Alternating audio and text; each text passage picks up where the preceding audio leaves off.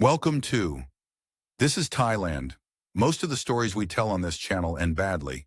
That's not sensationalism. That's just the truth of what happens when men arrive here carrying something they haven't dealt with and expect a place to fix it for them. We've told those stories. We'll keep telling them because they matter and people need to hear them. But every so often we get a different kind of story. Not a fairy tale. Not a man who won Thailand, because that's not how it works. Just a man who came here quietly, kept his head, and found something real. Those stories matter too. Maybe more than the cautionary ones because you can actually do something with them. Today's story comes from Brendan. He's 65 years old, a retired plumber from Cork in the south of Ireland. He spent over 4 decades working with his hands, and he came to Hua Hin with a decent sum of money, a monthly pension, and a grief he didn't know how to put down. He didn't come here with a plan. He didn't come here chasing anyone. He just needed somewhere to be that wasn't where he was. What happened next isn't dramatic, but it's going to stick with you. Because sometimes the most useful thing a story can do is show you what getting it right actually looks like. Here's Brendan, in his own words. I'm not a man who tells stories about himself. Never have been. You work 42 years as a plumber. You get used to being the person other people call when something goes wrong. You show up, you fix it, you leave. Nobody wants your life story. They want their hot water back. So I'll try to keep this straightforward. Which is what I'd have said to you about my whole life, really, up until about 3 years ago. Straightforward. Nothing wrong with that. I started on the tools at 23 after a couple of years doing nothing much in Cork City. An uncle of mine got me an apprenticeship. I wasn't academic, wasn't looking to be. I was good with my hands, I was patient, and I didn't mind getting into tight spaces. Turned out those 3 things were basically all you needed. 42 years, domestic mostly, houses, apartments, the odd commercial job, boilers, pipe fitting, bathrooms, the works, Cork City and the surrounding area. I knew every street. I knew what buildings had been thrown up badly in the 90s and what the problems would be before I opened a wall. I met Mare when I was 26. She was from Fermoy originally. We married in 1987, which feels like it was about 100 years ago, and also feels like last Thursday, depending on the day. We had a son, Sharon, who lives in Dublin now with his family. Good lad, busy, you know how it is. The life was, look, I'm not going to romanticize it. It was a good life. Regular. Comfortable enough. We weren't rich, but we owned the house and we had no serious debt, and we took a foreign holiday every couple of years. Mare worked in a school office. We watched the same programs. We had the same rows. We were, for 35 years, entirely ordinary. And I mean that as a compliment. I want to make that clear. She died on a Thursday in February. She'd been to the supermarket, Dunn's on the Wilton Road, and she came home and she put the bags down and she sat in her chair, and that was it. 61 years old. The doctor used the phrase massive cardiac event. I've turned those words over a lot in the years since. Massive cardiac event, as if giving it a technical name explains anything at all. I'm not going to go into it at length because there's nothing useful in the detail. She was there, and then she wasn't, and the house was the same house, and her coat was still on the hook by the door, and her reading glasses were on the kitchen table. And I walked around all of that for 2 years before I could see it for what it was, which was just a collection of objects that didn't mean anything. Now she wasn't in them. I want to be careful here because people hear this kind of thing and they think they understand what I mean. They think I mean I was destroyed. And I was in some ways, but it wasn't dramatic. I still got up. I still ate. I still did the odd job for a few months before the retirement kicked in properly. The house was very quiet. That's the most honest way I can put it. It was very quiet, and I am not by nature someone who can fill silence with noise. I don't put the telly on just to have sound. I don't ring people to chat. So it was quiet. My son Ciaran was worried. Came down from Dublin a few times. I told him I was fine, which was half true. My sister suggested I move to be nearer to her in Galway. I didn't want that. A friend of mine, Siani, we'd worked together years back, he'd retired to Alicante, sent me a message every few months saying I should come over, very cheap, lovely weather, They do a grand full Irish in the pub down from his apartment. That didn't appeal either. I didn't want an Irish pub in Spain. I'd left an Irish pub in Cork. The house sold in the autumn of my second year alone. I'd held on to it as long as I reasonably could. A family bought it, a young couple with 2 kids. The day they came for the final walkthrough, the kids ran up the stairs and I could hear their feet on the boards and I thought, right, that's done. I put the money in the bank and I rented a small flat in Douglas for a few months while I figured out what to do next. I want to be clear about something. I wasn't falling apart. I wasn't having a breakdown. I was 64 years old and I was retired and I had some money and no particular reason to be anywhere specific. That's a strange thing to say about yourself, but there it is. I had complete freedom and it felt like nothing at all. Siani sent me a video link one evening in November. No message with it, just the link. And I nearly didn't click it because I assumed it was going to be about Alicante again. It wasn't. It was about a place called Hua Hin in Thailand. Some lad walking around a market, showing his apartment, having his breakfast at a local place. Nothing flash about it. No beach parties, no nightlife. Just an ordinary-looking town in warm weather. And this bloke narrating it in a very calm voice, saying, here's the market, here's my apartment, here's what I have for breakfast, here's what it costs. I watched it twice. What struck me, and I've thought about why, because it's not an obvious reaction, was that it looked manageable. That's the word I kept coming back to. Manageable. Not paradise, not exciting, not cheap cocktails on a beach. Just a town that was the right size for one person to navigate without too much difficulty. Smaller than Cork as far as I could tell. Warm, not chaotic. Markets. Ordinary people going about their business. I booked 2 weeks, Cork to Bangkok via Dubai, which takes the best part of a day and a half, and is exactly as enjoyable as that sounds. I packed one medium-sized bag. I think even then I half expected to be disappointed and wanted to be able to leave without too much fuss. I am not by nature an optimist. I'm a plumber. I have spent my working life preparing for things to go wrong. I flew out 2 days before Christmas. Sharon thought I'd lost the plot. I told him I'd ring him on Christmas Day, and I did. That's where this starts, really. The bus from Suvarnabhumi to Hua Hin takes about 3.5 hours depending on traffic. And I spent most of it with my face against the window, watching the landscape change from motorway to flat green country to coastal road. I hadn't slept properly on the flight. My eyes felt like sandpaper. It was 7:30 in the morning local time, and already the light had that quality you don't get in Ireland. Bright and flat and everywhere at once. No shadows because the sun was still low, but somehow the whole world looked overlit. Like someone had turned up the contrast. I'd booked a guest house near the night market. Small place, family run, the kind of room where everything works but nothing matches. The curtains a different era to the bedspread, a ceiling fan that wobbled slightly on every rotation. I dropped my bag, lay down on top of the covers fully dressed, and woke up at 6 in the evening with no clear idea where I was for about 30 seconds. That was December the 23rd. I'll tell you the first thing I noticed about Hua Hin, properly noticed, when I walked out the next morning. It wasn't the heat, though 30 degrees on Christmas Eve is its own kind of surreal. It was that nobody looked at me. I walked down to the market near Dechenuchet Road, this covered warren of stalls selling vegetables and fresh fish and things I couldn't name, and I was clearly a farang, a foreigner, but I wasn't a spectacle. A few vendors nodded. Nobody followed me. Nobody was trying to sell me a tuk-tuk ride or a ping-pong show or a tiger experience. They were just selling their vegetables, and I was just walking past them. I found a woman with a little cart doing something over a gas flame. She pointed at it, paid 40 baht, just over €1, and ate it standing up. Turned out to be muping, pork skewers, slightly charred, with sticky rice in a little plastic bag. I had no idea what I was eating, and it was one of the better breakfasts I'd had in years. That first week I did what you're supposed to do. I walked the beach, long and wide, not dramatic, not the turquoise of the brochures, but solid and real, with Thai families setting up picnics and kids running at the waves and old men sitting in plastic chairs facing the water, with the general air of men who had nowhere better to be and knew it.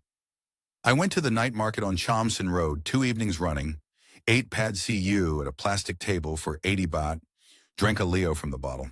I did a day trip to Khao Sam Roy Yacht, a national park about 40 minutes south.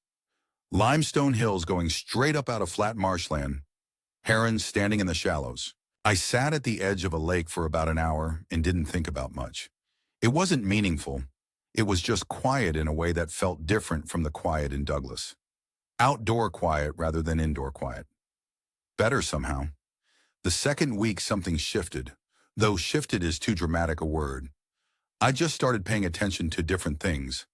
I noticed that the man who ran the coffee place on Nepkahart Road, small open-fronted place, 2 tables outside, Thai iced coffee that came in a plastic bag with a straw for 25 baht, was there every morning at 7 and gone by 11. I noticed the Song Thieu route, the red pickup trucks that run a fixed loop and cost 10 baht a ride. I noticed the small supermarket near my guest house where the German and British expats bought their familiar things, proper bread, marmalade, and I noticed that I didn't particularly need any of those things. On day 11, I found myself on my phone looking up apartment rentals. Not seriously, I told myself, just curious. The numbers were, well, a decent 1-bedroom, furnished near the town center, 12 to 15,000 baht a month. That's roughly 320 to 400 euro. My pension from the state, which had kicked in properly at 64, was coming in at just under 1,200 euro a month. Irish contributory pension, 42 years of PRSI payments. I did some rough arithmetic sitting at that coffee place, and the numbers were not complicated. Even with 12,000 baht rent, the 320 N, I'd have close to 900 euro left for everything else. Food, transport, phone, whatever. And that was before I touched the proceeds from the house. I want to be honest about what that felt like. It felt like finding a leak you'd been worried about and discovering it was something small and fixable. Not excitement, just relief. A practical recognition that the numbers worked. On day 13, I rang the guest house owner and asked could I stay another 2 weeks. She said yes without looking up from what she was doing, which I appreciated. On day 15, I started reading about the retirement visa. Non-immigrant OA. I'm not going to pretend I understood all of it immediately. There are forums and Facebook groups and entire websites dedicated to Thai visa requirements, and half of them are out of date, and a quarter of them contradict each other. But the basic structure became clear fairly quickly. You need to be 50 or over. You need either 800,000 baht sitting in a Thai bank account, roughly 20,000 euro, which I could manage, or a provable monthly income of 65,000 baht. And you need health insurance that meets the Thai government's minimum requirements. Renewable annually. 90-day check-in with immigration between renewals. I read that last bit twice. 90-day check-in. Not a border run, not leaving the country every month. Just reporting to the local immigration office every 3 months to confirm you're still there. That seemed entirely reasonable to me. I've had gas safety certificates that were more complicated. I won't pretend I wasn't also noticing the broader situation. I'm not naive. I read a few forum threads, saw some of the stories. Men who'd come here and handed money to women they'd known 3 weeks. Men who'd built houses on land they didn't own. Men deep in relationships they couldn't explain to anyone back home. I noted all of that, filed it away. But none of it made me want to leave. What it made me want to do was be careful, which is not a feeling I had to manufacture. Careful is my default. A plumber who isn't careful about a job leaves someone with wet walls and a mold problem 6 months later. You check the fittings. You don't assume. I flew home at the end of January with a return ticket already booked for March. Siren picked me up from Cork Airport. He asked how it was. I said it was fine. He waited for more and I didn't give him any, which is a thing I do that I know frustrates him, but I didn't have words for it yet that I trusted. I just knew I was going back, and that the going back felt like a decision rather than an accident. For the first time in a couple of years, that was enough. I got back to Cork on a Thursday evening in late January. By the following Monday, I had a list. That's how I work. I've always worked that way. You don't start a job without knowing what you need. You don't open a wall without understanding what's behind it. So I sat at the small table in the flat in Douglas with a cup of tea And I wrote down everything that needed to happen before I could go back to Hua Hin and stay there properly. The visa was the main thing. I'd read enough by then to know the broad shape of it. But reading forum posts written by men who may or may not know what they're talking about is not the same as understanding the actual requirements. So I went to the Thai embassy website, read the official documentation. The non-immigrant OA visa for retirement. You must be 50 years of age or older, which I was. You must demonstrate either 800,000 baht held in a Thai bank account, roughly 20,000 euro, or a monthly income of not less than 65,000 baht, which at current rates was about 1,700 euro, which my pension didn't quite cover on its own. So the bank deposit route it was.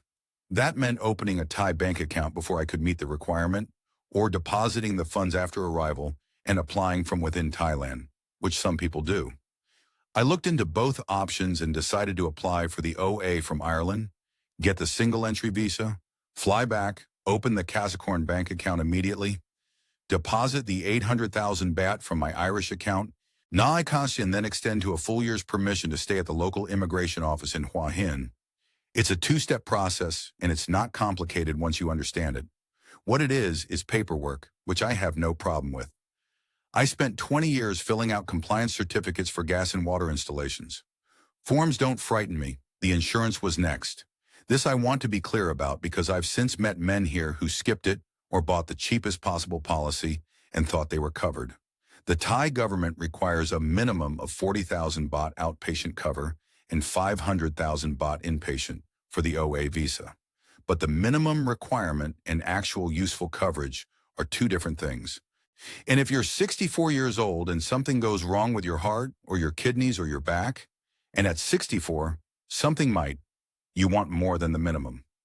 I rang around, got a few quotes. A friend of mine back in Cork, retired ESB man, had needed a bypass operation 2 years prior.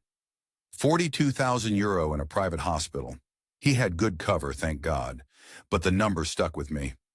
I ended up with a policy through a reputable international insurer, 1,400 euro a year. That's about 38,000 baht, roughly. Covers hospitalization up to about 7 million baht, outpatient cover, emergency evacuation. I paid it without any drama. It's not optional. Treating it as optional is the kind of thinking that ends with a man selling his apartment in a panic because he needs surgery and has nothing behind him.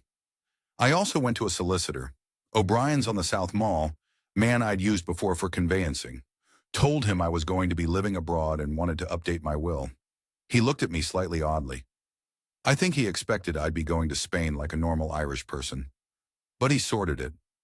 I made sure Ciaran was the named beneficiary for everything in Ireland, which is how it would have gone anyway. But having it written down properly matters.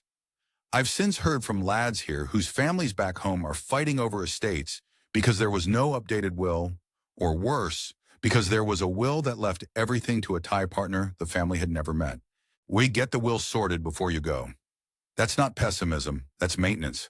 I canceled the utilities at the Douglas flat, notified revenue of my change of address, rang the pension office to confirm they could pay into my Irish account while I was abroad. They could.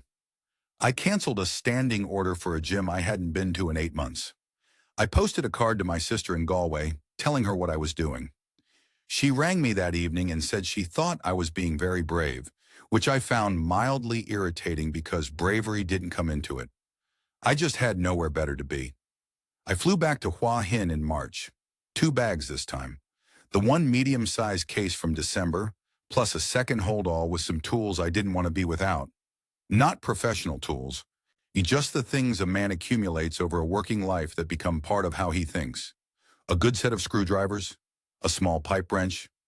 My multimeter, which I've had since 1998 and which works perfectly. My son thought this was funny.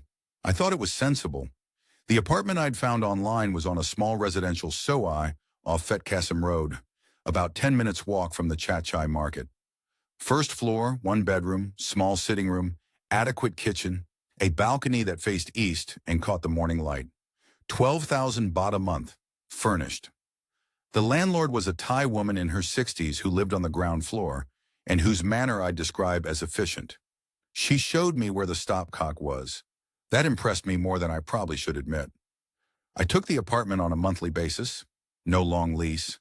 And I know men who've signed a year up front in the first week because the price was better, and then spent the following 11 months miserable because the building was damp, or the neighbors were impossible, or they simply chose the wrong part of town. 3 months, I thought. Give it 3 months and then decide. I joined the Hua Hin expats Facebook group the first week. Read it for 2 weeks before I posted anything, which is a thing I'd do with any new situation. Listen before you talk. There was a lot of noise in there.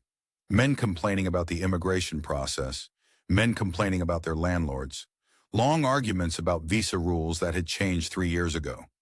But underneath the noise, there were a few voices that kept coming up. Calm, specific, practical.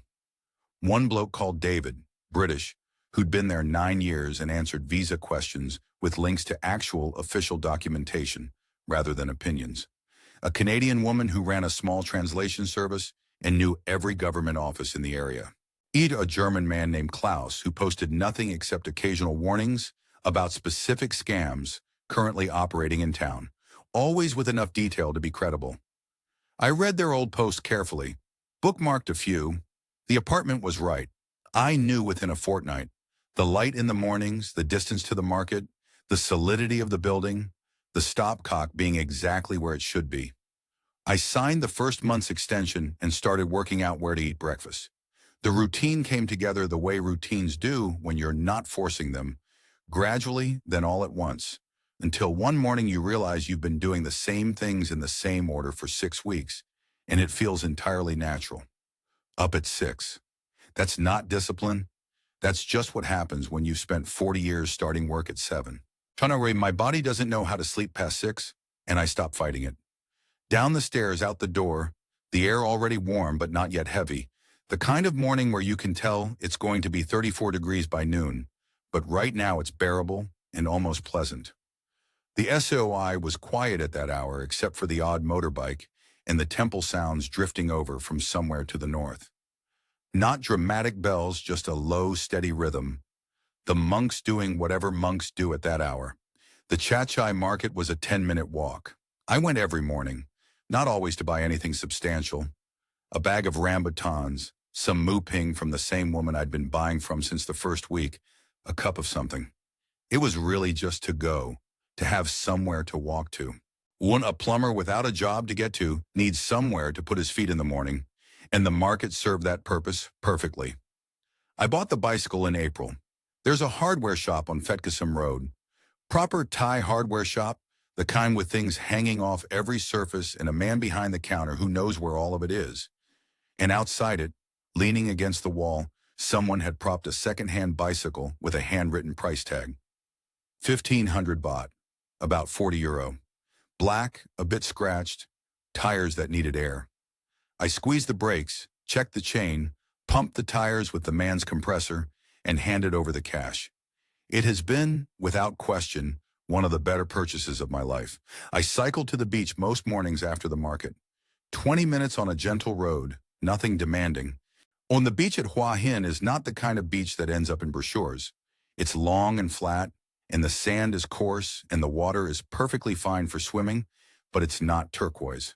I know that because I've heard other Farangs complain about it. To me, that was precisely the point. It was a beach people actually used. Thai families with cool boxes and inflatable rings. Old couples sitting in the shade of beach umbrellas eating things out of plastic bags. The occasional horse, which is a Hua Hin thing, apparently. You can hire them for rides along the waterfront, and they clop past at a meditative pace that suits the general atmosphere perfectly. I should say something about the Thai I was attempting to learn, because it's relevant to how the whole experience went. I have no gift for languages. None. I took German in secondary school for 5 years and retained approximately 4 words.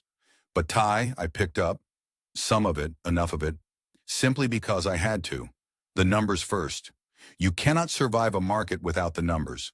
1, 2, 3, the teens, the 50s, the hundreds. Then Sawadi crap.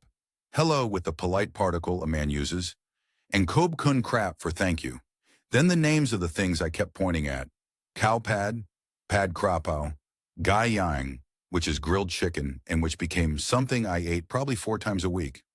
Som tam I learned mostly so I could ask for it not spicy, which is my fet, because Thai not spicy and Irish not spicy are two entirely different calibrations. My tones were terrible, are still terrible. The woman at the vegetable stall near my apartment, her name was Lek, which I found out after about a month of nodding at each other, found this extremely funny in a way that was clearly affectionate rather than unkind. I'd attempt something, and she'd repeat it back correctly and then laugh. Not at me exactly, but at the situation, which I understood.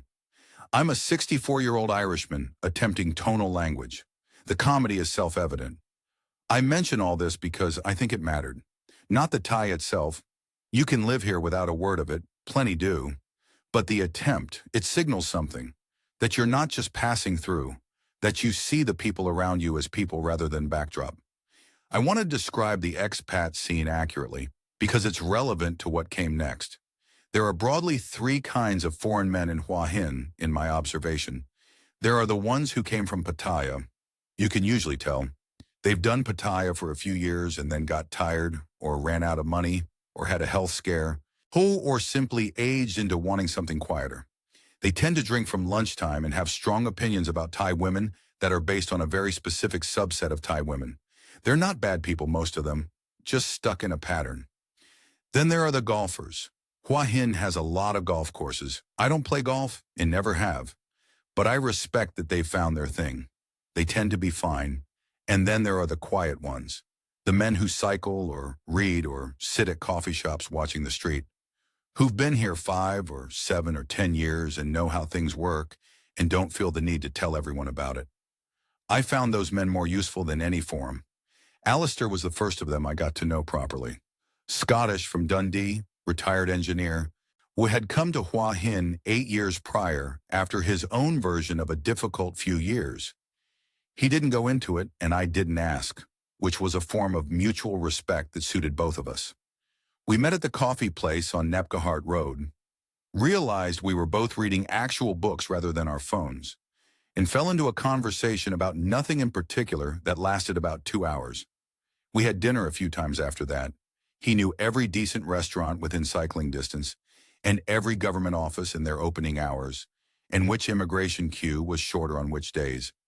His rule, which he stated plainly, not as advice but as policy, was 3 things. Never lend money, never co-sign anything, never tell anyone here exactly what you have. I thought about that rule for a while after he said it. It seemed a bit hard on people. But the more time I spent reading the Facebook group, the more sense it made. Not because everyone was out to get you, most people weren't, but because information about money travels in communities, and once it's out there, you can't take it back.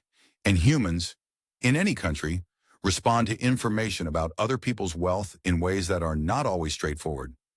I didn't talk about money, not with anyone, not what the house sold for, not what my pension was, not how much I had in the bank. That's just sense. At 4 months, the numbers look like this. Rent, 12,000 baht a month. Food, mostly from the market and local places. Occasionally the food court at Central Festival Hua Hin when I wanted air conditioning. Maybe 5 or 6,000 baht. Transport, phone, utilities. The odd bit of shopping, another 3 or 4,000. Total, roughly 20 to 22,000 baht a month, which was about 520 euro. My pension was 1,200 euro. I was running a surplus every month. My savings were exactly as I'd left them. I remember sitting on the balcony one evening with a Leo. I'd switched from Singa because Leo is slightly cheaper, and I couldn't taste the difference. And doing the arithmetic in my head, not because I needed to, but because the numbers were pleasant to contemplate. Not wealthy, not spectacular, just sustainable, just fine. Fine in my vocabulary is a good word. Mare used to say I was the only person she'd ever met who could make fine sound like high praise. She wasn't wrong. My neighbor on the second floor was a Dutch woman named Ants. She lived in Hua Hin for 4 years, was in her mid-50s, had come over originally with a husband who then went back to the Netherlands without her. She mentioned this once, briefly, in the tone of someone reporting a weather event that had since passed. She ran what I can only describe as an informal welcome service for new foreign arrivals in the building, which in practice meant she knocked on your door within a week of you moving in, brought a small bag of fruit, and talked at you for an hour. I found this slightly overwhelming. I also found it completely harmless, and in retrospect, quite kind. Anne's had a full social calendar in Hua Hin, which she seemed to manage with the efficiency of a military operation, language exchange groups, charity drives, a book club conducted partly in Thai, partly in English, mostly in Dutch from what I could gather, and a Thai cooking class, which met once a month in a community kitchen in the old part of town, run by a local woman who had been teaching it for years and who, according to Ans, was the best cook in Hua Hin and possibly the most patient human being on the planet given what she had to work with. Ans invited me to the cooking class in August, about 5 months after I'd moved in properly. I said I wasn't much of a cook. She said that was the point. I said I'd think about it. She appeared at my door on the morning of the class and said the thinking time was over. I went because the energy required to keep saying no to Ans is genuinely greater than the energy required to just go. The community kitchen was a proper space, big open room, long stone counters, industrial wok burners along one wall, us the smell of lemongrass and something charred, and a general sense of organized activity. There were 8 of us, 4 foreigners, myself, Ans, a retired German dentist named Werner, who had been coming for 2 years and was very serious about his knife technique, and a younger British woman on an extended sabbatical whose name I've since forgotten, and 4 Thai women who were regulars, friends of the teacher, local women who came for the company as much as the cooking, as far as I could tell. Noi was one of them. She was sitting at the far end of the counter when we came in, already talking to the teacher, and my first impression, I want to be accurate here, was simply that she looked like a person who knew what she was doing. Calm, organized, not paying any particular attention to the new arrivals. When the class started and we were given our stations, I ended up at the counter nearest to her, working on a green curry paste that required using a granite mortar and pestle in a way I clearly had no instinct for whatsoever. I was essentially battering it. She glanced over, didn't say anything for a moment. Then she came around the counter, repositioned my hand on the pestle, not dramatically, just moved it, and demonstrated the correct motion, which is a grinding rotation, not a pounding. She said something in Thai to the teacher that made the teacher laugh. Then she went back to her station. I asked Ans later what she'd said. Ans said she thought it was something about the grinding being like mixing concrete, but she wasn't certain of the exact translation. Either way, I found it funny, rather than embarrassing, which told me something about the manner in which it had been delivered.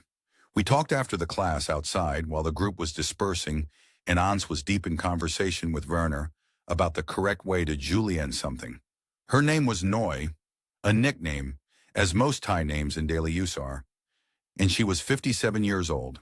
She'd been a school teacher for 30 years, primary school, retired now for 2 years. Her husband had died 4 years ago.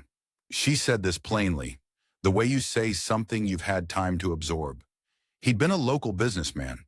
She lived alone now in Hua Hin. Her daughter Fawn worked at a hotel in Bangkok and came home when she could. Her parents were in Phetchaburi, the provincial capital 40 kilometers north. She mentioned sending them money each month and visiting when she could.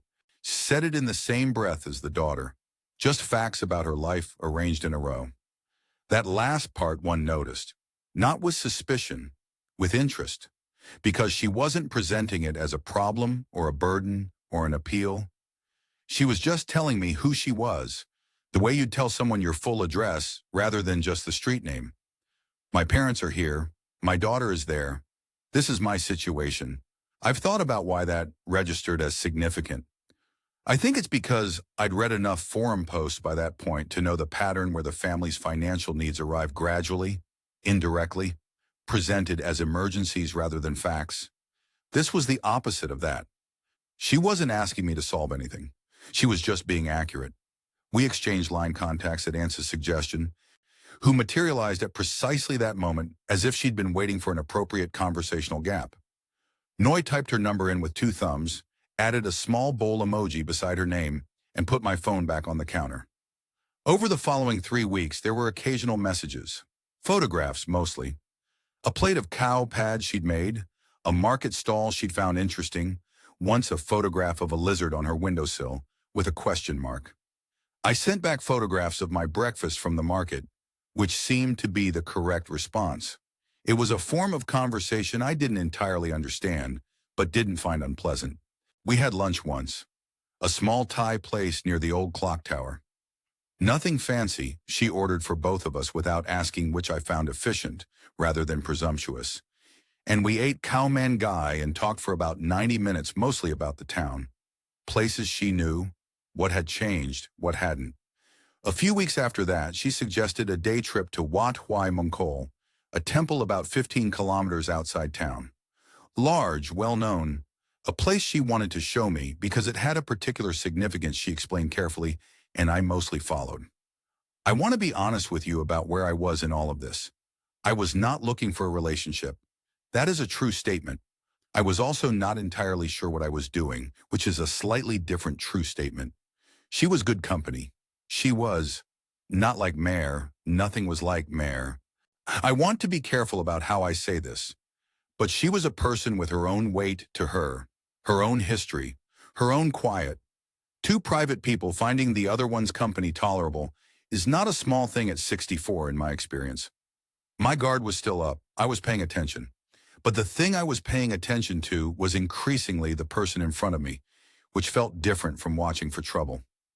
That's the best way I can put it. It felt different. By October, 7 months in, Noi and I had settled into something that neither of us had named, and neither of us seemed in any hurry to name. Most evenings, occasional weekends. The kind of company that becomes part of the shape of your days without anyone making a declaration about it. I'm aware that sounds deliberately vague. It's the most accurate description I have. Her daughter Fawn came down from Bangkok in November, which I'd been told about in advance in the matter-of-fact way Noi handled most things. Fawn worked in guest relations at a hotel on Sukhumvit and came home every couple of months when she could manage it. We had lunch together at a Thai restaurant on Narasdamri Road, near the fishing pier. Proper sit-down place, tablecloths, the kind of spot that Noi clearly considered appropriate for the occasion. I wore a collared shirt. I haven't worn a collared shirt since I left Cork. Fawn was 28, quiet, watchful, polite in a way that was clearly deliberate. Not cold, but measured. She spoke good English, better than she probably let on at first. The lunch was, if I'm honest, an assessment. I was being evaluated. I understood this perfectly and didn't find it unreasonable. If Kiran had ever brought home a 57-year-old Thai woman, I'd have had questions too. We talked about her work, about Hua Hin, about nothing much. Noi mostly listened and occasionally translated something that didn't need translating, which I suspected was her way of managing the temperature of the conversation. At the end, when we were leaving, Fawn gave me a small, precise why, not deep, not dismissive, exactly calibrated, and said it was nice to meet me. I said likewise. Noi looked at neither of us in particular. Afterwards, walking back to where I'd left the bicycle, I thought, that went about as well as it could have gone. That's all you can hope for, really, meeting someone's family, that it went about as well as it could have gone. The second thing happened around month 8, sometime in November, was shortly after the lunch with Fawn. Noi and I were having dinner at a place on Soi 51 she liked. Good Tom Kha Gai, the kind of restaurant that's been in the same spot for 20 years and knows it doesn't need to advertise. And she mentioned, as we were waiting for the food, that her parents' house in Phetchaburi needed some work. The roof had some damage from the rainy season, some plumbing that had been problematic for a while. She was saving for it, was the point of the sentence. She said this and then moved on to something else. I want to explain my reaction carefully because I think it matters. My first instinct, and I'm not going to pretend it wasn't there, was a small alertness. The kind of thing Alistair's rule was designed to catch. House repairs. Family. Here we go. That thought existed, I'm being honest. But then I stayed with it for a moment, actually listened to how she'd said it, and what I noticed was that it was a statement, not an appeal. She wasn't looking at me when she said it. She wasn't pausing for my response. She'd said it the same way she'd told me about Fawn working in Bangkok and her parents being in Phetchaburi at the cooking class. Just a fact about her life. This is what's happening. I'm handling it. I didn't offer money. I want to be clear about that. Not because I was following a rule, but because it didn't feel like the right thing, and I've learned to trust that feeling. What I did offer was this. I'd spent 42 years looking at houses and knowing what needed doing in what order. If she wanted, we could drive to Phetchaburi one day, and I'd have a look and tell her what a contractor should realistically charge.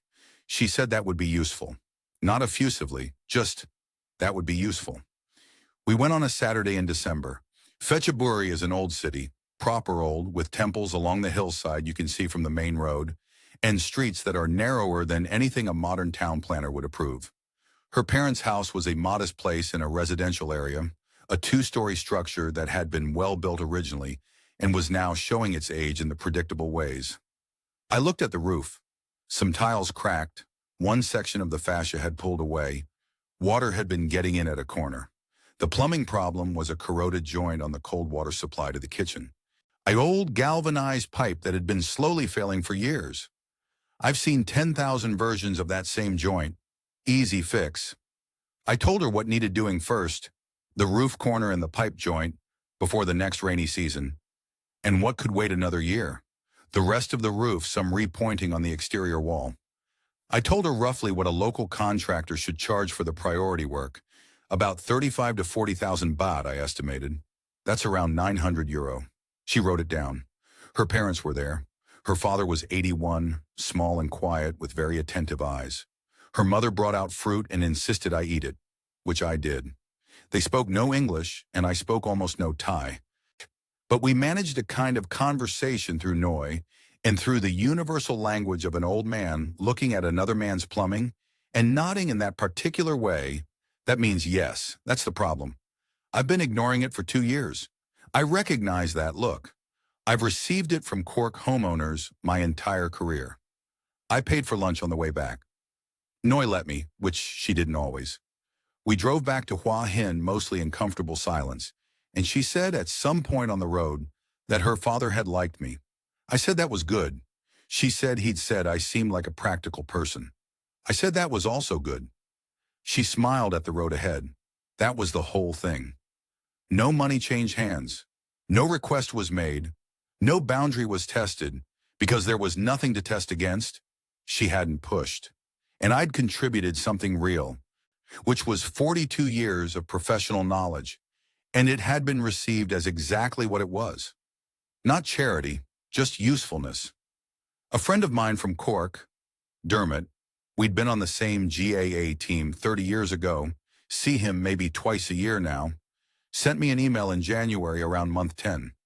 He'd read an article somewhere about men being scammed in Thailand, very dramatic stuff from the sound of it, and he was checking I was all right and being careful. He meant well. He always means well.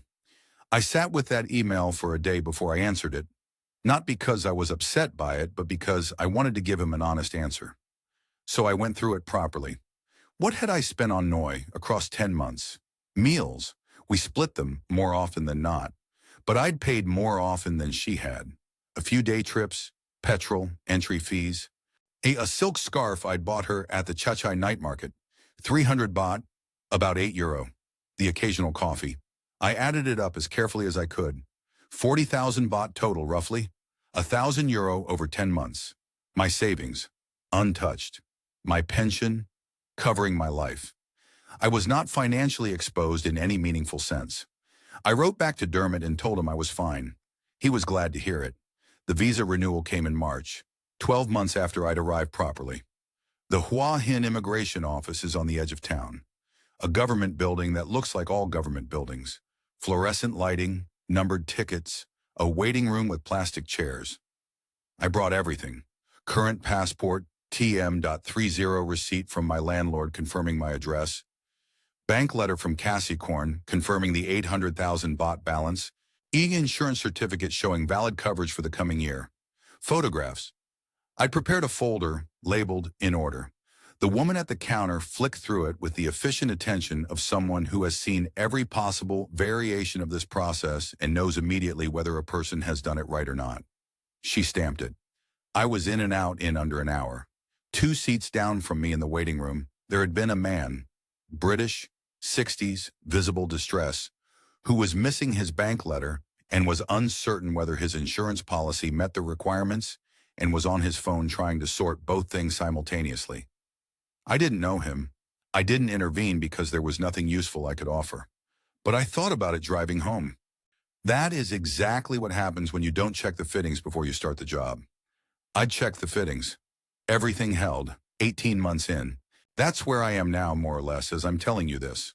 I'm still in the same apartment on the SOI off Fet Kassim Road. The same balcony, the same east-facing light in the mornings, the same landlord on the ground floor who remains efficient and entirely satisfactory. In September, I signed a yearly lease. That felt like the right amount of commitment, not because I was uncertain about staying, but because a year felt like the honest measure of how settled I actually am. I know this building. I know the pipes behind the kitchen wall. I know which neighbor plays music on Saturday mornings and at what volume. A year felt correct. The numbers for anyone interested in the practical reality. I have spent approximately €8,000 over 18 months beyond what my pension covers. That works out to roughly €440 a month above the $1,200 coming in.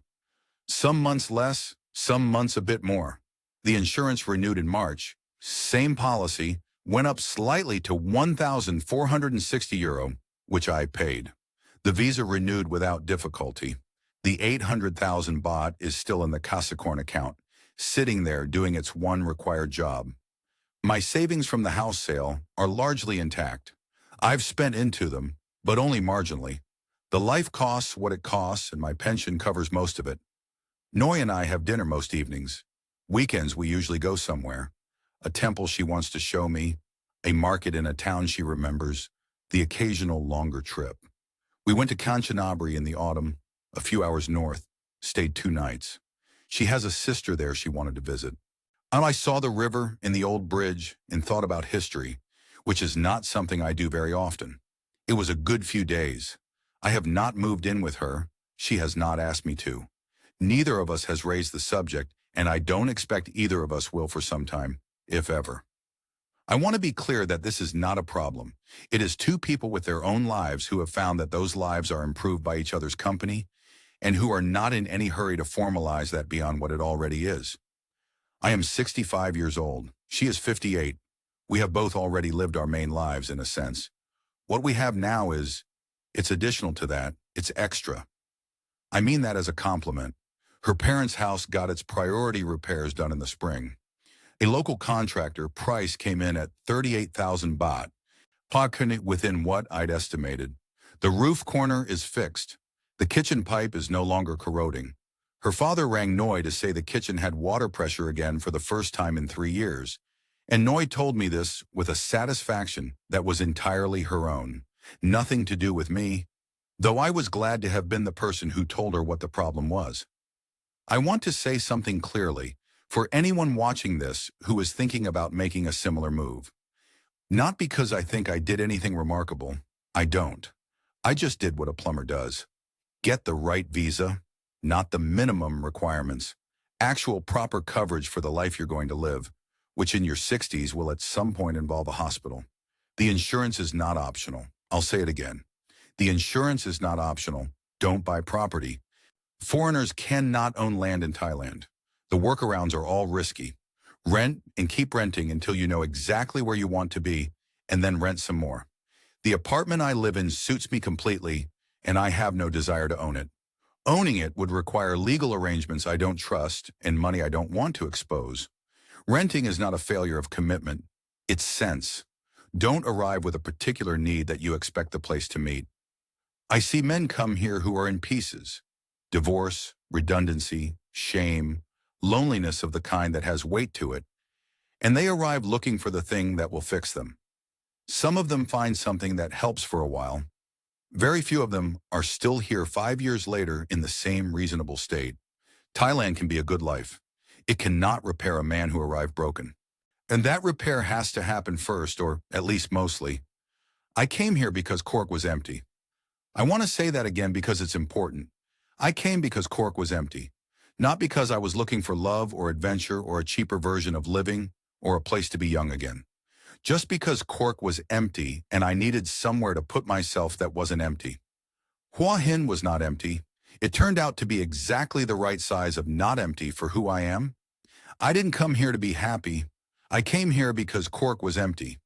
Turns out there's a difference, and it matters.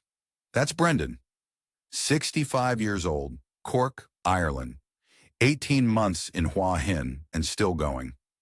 There's no dramatic ending to give you here, and we think that's worth sitting with for a moment.